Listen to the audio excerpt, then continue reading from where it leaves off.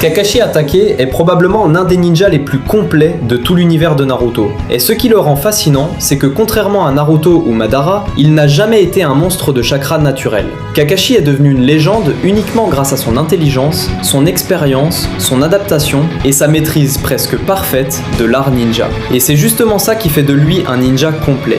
Déjà, regardons les bases. Un ninja complet dans Naruto doit maîtriser plusieurs domaines. Le ninjutsu, le taijutsu, le genjutsu, la stratégie, l'infiltration, le combat psychologique, le leadership et surtout la capacité d'improviser face à n'importe quelle situation. Et Kakashi possède littéralement toutes ces qualités. Commençons par son intelligence. Kakashi est un génie depuis l'enfance. Il devient Chunin à 6 ans et Jonin à 12 ans. Ça veut dire qu'avant même que Naruto apprenne à grimper à un arbre, Kakashi dirigeait déjà des missions de rang A et S. Minato lui-même reconnaissait son talent monstrueux. Et dans Naruto, quand Minato valide quelqu'un, ce n'est pas pour faire plaisir. Ensuite, il y a son style de combat. Kakashi n'est jamais le plus puissant physiquement, mais il trouve toujours une solution. Contre Zabuza, il analyse rapidement le fonctionnement du Kirigakur et retourne la situation. Contre Pain, il comprend en quelques minutes le secret du Shinra Tensei.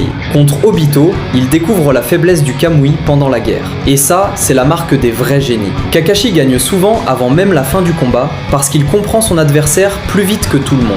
Le Sharingan joue aussi un rôle énorme dans sa réputation. On l'appelait le ninja copieur parce qu'il aurait copié plus de 1000 techniques. Mais ce que beaucoup oublient, c'est que Kakashi n'est même pas un Uchiha. Le Sharingan, lui, consommait énormément de chakra. Malgré ça, il arrivait quand même à rivaliser avec des monstres comme Itachi ou Kisame. Imagine juste 2 secondes si Kakashi était né avec le chakra d'un Uchiha ou d'un Uzumaki. Il aurait probablement été terrifiant au niveau des Kage légendaires. Et parlons de son mental.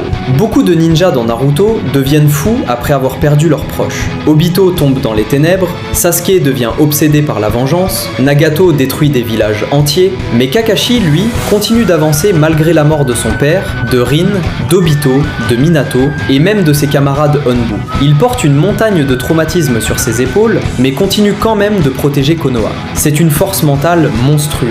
Maintenant, voici la théorie intéressante.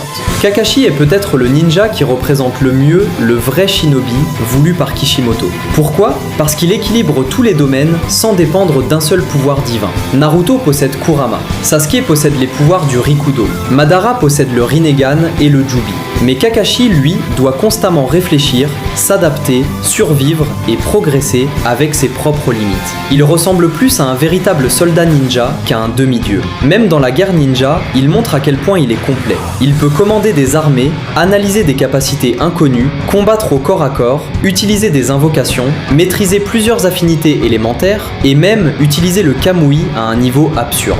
Quand il obtient temporairement le double Mangekyo Sharingan, il devient carrément un monstre capable de blesser Kaguya. Ce moment prouve quelque chose d'incroyable. Kakashi avait toujours eu le talent d'un monstre. Ce qui lui manquait, c'était juste les réserves de chakra. Et c'est là qu'on comprend la vérité sur Kakashi. Ce n'est pas le ninja le plus fort de l'histoire, mais c'est probablement l'un des plus équilibrés et des plus complets. Il peut enseigner, combattre, espionner, analyser, diriger, protéger et s'adapter à presque toutes les situations. Là où certains personnages brillent dans un seul domaine, Kakashi est bon partout. En réalité, Kakashi c'est un peu le manuel vivant du shinobi parfait. Il n'est pas le plus bruyant, il n'est pas le plus démonstratif, mais quand une situation devient impossible, tout le monde finit toujours par regarder vers lui parce qu'ils savent qu'il trouvera une solution. Et honnêtement, ça explique pourquoi même après la guerre, tout le monde respecte Kakashi comme une légende vivante.